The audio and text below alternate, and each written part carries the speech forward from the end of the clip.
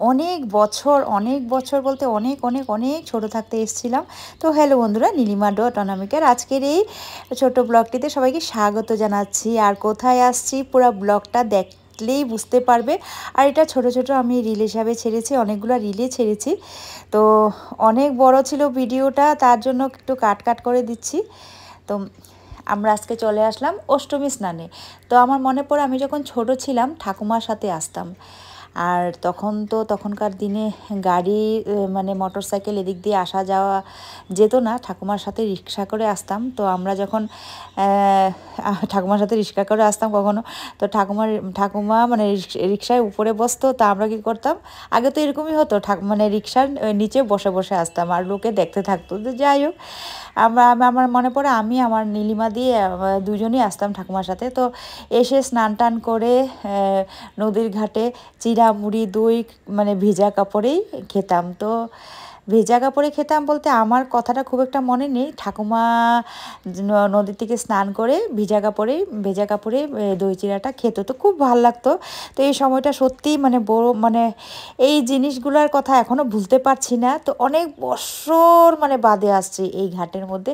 তো ঘাটটা অনেকটা চেঞ্জ হয়ে গেছে, এত ভাল লাগছিল দেখে। তো ঘাটটা তো অনেকটা চওড়া ছিল, অনেক মানে সরু হয়ে গেছে।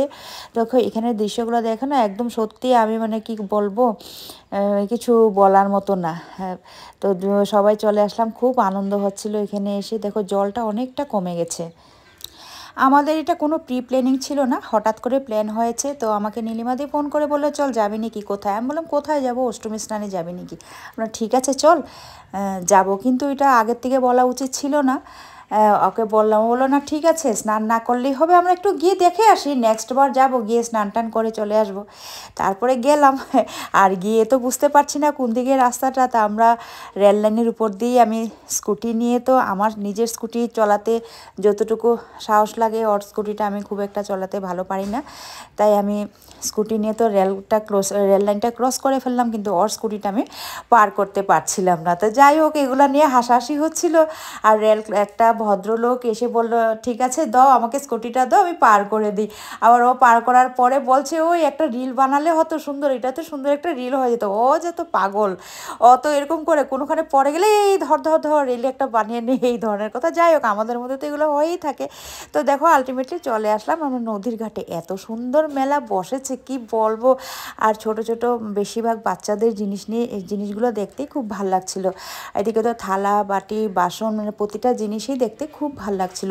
দেখো এগুলো জিনিস তো বাজার হাটেও পাওয়া যায়, বাজারে গেলেও পাবো, কিন্তু এখানে নেওয়ার যেটা আনন্দটা, ছোট ছোট জিনিসগুলো মানে এগুলো দেখো বিশাল মার্কেটেও পাওয়া যায়, ছোট ছোট ফুটপাতেও পাওয়া যায়, সব জায়গায় পাওয়া যায়, কিন্তু এখান থেকে কেনার যে আনন্দটা, এটা ছিল অন্যরকম।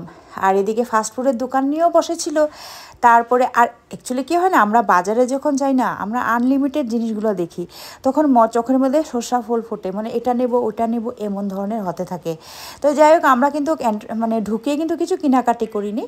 আমরা প্রথমে দেখছিলাম আগে কি পাওয়া যায়, আর তারপরে গিয়ে একটু জলের মধ্যে নেমে, তারপরে এখন দেখো নামবো একটু জলে, কিন্তু স্নান করিনি আমি। একটু জলে নেমে একটু ছিটা দিয়ে আসলাম, জলের ছিটা মানে গেলে তো দেখো, স্নান যখন করিনি একটু এই জলে যদি ছিটা একটু দেওয়া হয়, মানে মনটা একটু মানে ভালো লাগবে, তাই তো। তো নীলিমার দিকে বললাম, তুই ক্যামেরাটা ধর, আমি একটু জলে নামি, তুই ভিডিওটা বানা। তো যাই হোক, এখানে এসে এক দিদিভাইয়ের সাথে দেখা হয়ে গেলো। তো বলো, তুমি কি আমাকে চিনতে পারছো না? আমি বললাম, না। ওখানে ওই যে তোমার সাথে যে ওইখানে দেখা হয়েছিল। আমি বলো, ও আচ্ছা আচ্ছা আচ্ছা আচ্ছা, তাই মানে কী বলবো জানো না, মানে সবের চেহারাগুলো ভুলে যায়, কী যে হয়ে গেছে আজকাল। তো যাই হোক, ওর সাথে পরিচিত মানে কথা হয়ে ভালোই লাগলো।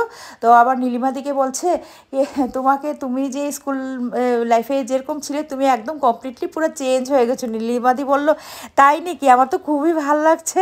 তো যাই হোক, নীলিমাদি অ্যাকচুয়ালি কিন্তু আগে খুবই সিম্পল ছিল, একদম সিধা সাদা ছিল। এখনে যেমনটা চেঞ্জ হয়ে গেছে, সাজগোজ সব দিকেই পুরো কিন্তু নীলিমা মানে অন্য নীলিমা হয়ে গেছে। যাই হোক, তো আমি এখন দেখো চলে আসবো নদীতে নেমে একটুখানি জলের ছিটা নেব।